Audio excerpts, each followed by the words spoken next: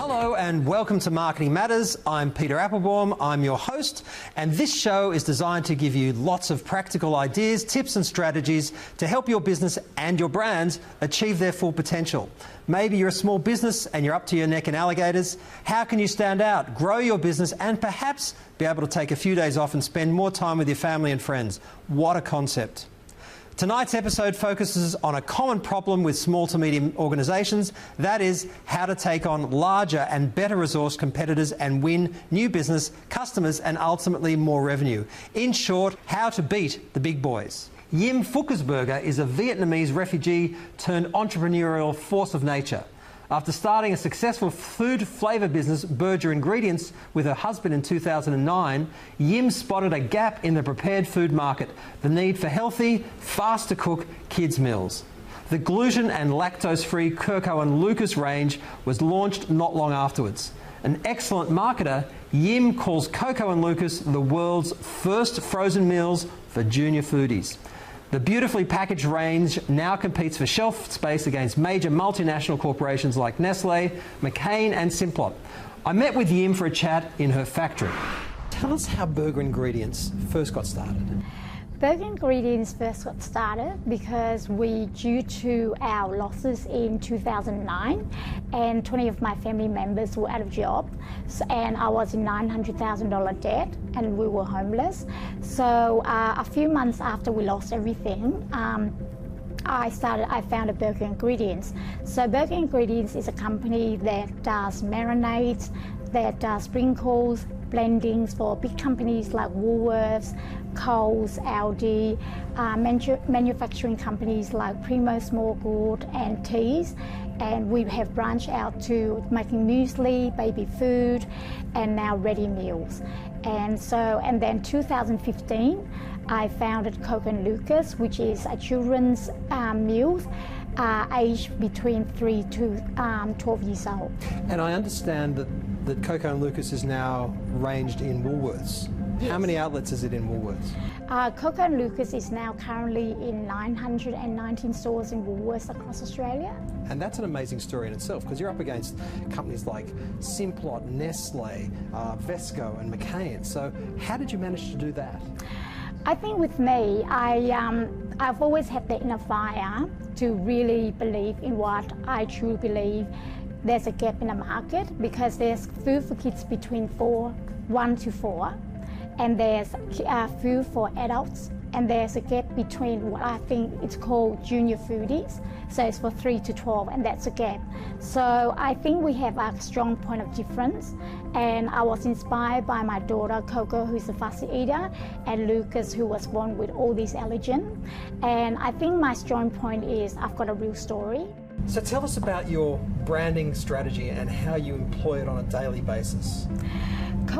When I launched Coco Lucas, I was put into deep end what marketing is. So I make so many mistakes, and finally I realized what comes down to me is the 3 elements that really work for me. So my first one is a personal brand, which is myself. Yep. The second is the logo brand, which is a Coco Lucas logo. And the third is the product brand. So I actually have a product, which is the kids' meal. With those 3 branding elements, how has that helped you to get distribution into those amazing 900 plus Woolworths outlets, for example? I think with those 3 elements is because I'm the brand owner. So if I see how the community or the market reacts, I can actually react straight away. Whereas if you're a brand that owns by a corporate company, you can't react to it as quick, and I can change my strategy more quickly to suit the market. We know that you've recently obtained an export license, Yim. What are you going to do with it? So from this year on, we're going to be exporting Coco and Lucas to South Korea, Hong Kong, Singapore, potentially Vietnam and New Zealand. That's amazing. Now, one thing I know about you, Yim, is that you're a great connector. Networking is so important and going that extra mile. Could you tell us a little bit about that?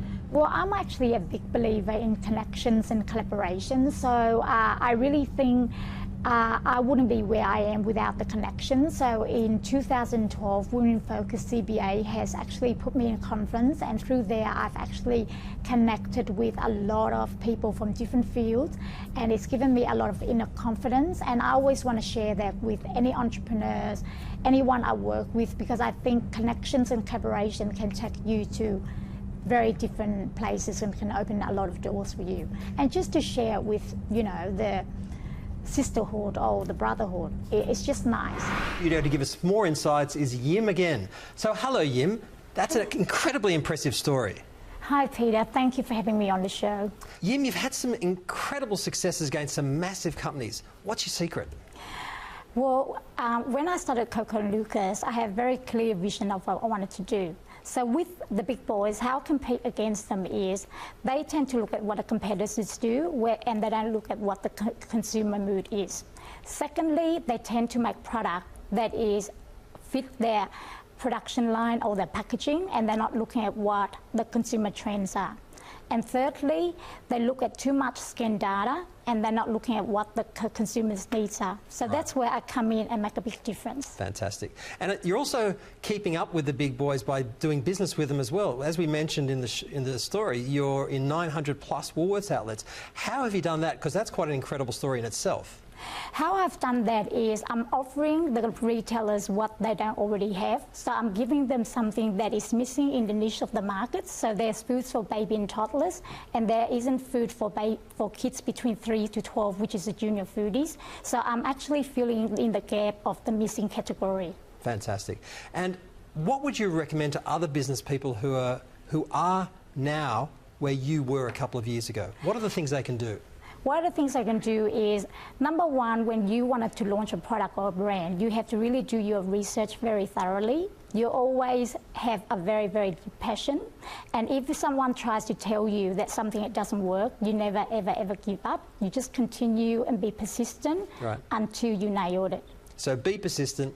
Be very focused on what you can do. And I know, my final question, I know you've done, and we've looked at some of the presentations you've done for Woolworths, you do a range of different marketing activities, so it's not just one thing, it's several things, isn't it? What are some of, just in a nutshell, what are the few things you've done? So firstly, some of the things I do is every month I have 20% off on my meals. Right. Secondly, I actually, like for example, next week I'm doing in-store gold coins, so I'm giving out like about 1,000 meals, and their give back is a gold coin, and that gold coins will go to a charity that I nominated.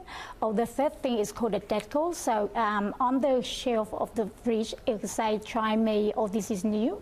Or I collaborate with celebrity chefs to go to other schools and give out meals. So I'm always constantly engaging into the community and the consumer. Fantastic. Yim, thank you so much for your time. They were fantastic insights. We loved visiting you out at your factory and really enjoyed having you in the studio today. Thank you. Thank you.